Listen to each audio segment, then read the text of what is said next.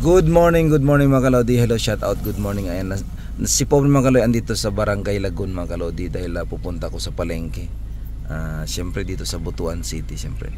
Nakikita ko itong kuan mga kalodi, itong ano na to, itong daanan ito ng ating tubig galing ito sa sa merkado. Ayan. So napaka yung water lily mga kalodi tihon, 'di ba? So paano dadaan yung tubig diyan? Kaya tayo nag-flooding dito sa merkado natin. Ayan, 'di ba? Dito sa Langihan, ito. Papunta ito ng Langihan mga kalodi. Ayan, tingnan niyo naman 'yan. Papunta yan doon mga kalodi, tingnan niyo naman. Paano makadaan yung tubig diyan? Oh, 'di ba? Sana may ginagawa din sana ng yung gobyerno natin. Tingnan niyo naman 'yan. 'Di ba? Kahit sino, tapos yung mga tao nakatira diyan mga kalodi, tinatapon din nila yung mga basura nila diyan.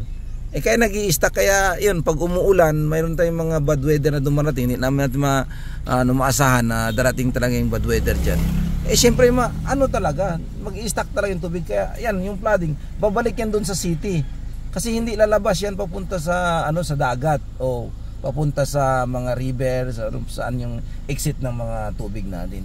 Kaya mga kalodi, sabi ko sa inyo mga kalodi, kaya yan tutukan natin yan mga kalodi. Pag si Pobreng Macalooy naging future mayor, naging mayor dito sa Butuan City, tutukan natin yan kasi malaking problema, simpleng problema lang pero malaking problema yan. Siyempre pag yan nag-flooding, siyempre yan, mga bahay-bahay yan, siyempre lubog sa tubig yan, o di ba? Sayang kasi tingnan nyo naman yan, o di ba? Kaya yan mga kalodi, yan simpleng problema mga kalodi, hindi ma-solve sa ating mga mga politician na tumatakbo, kung ano-ano yung mga sinasabi, promise sa mga tao, tapos tingnan nyo naman yan, di ba? Ayan mga kalodi, simpleng bagay na mga kalodi, pero tingnan nyo, si Pobre Macalooy nakita niya. Kasi Pobre Macalooy may puso para sa inyo. We love you so much mga kalodi. Ayan, bye bye mga kalodi, God bless, love. Si Pobre Macalooy naniwalang the more you give, the more receive, ang kalusugan ating kayamanan. Bye bye mga kalodi.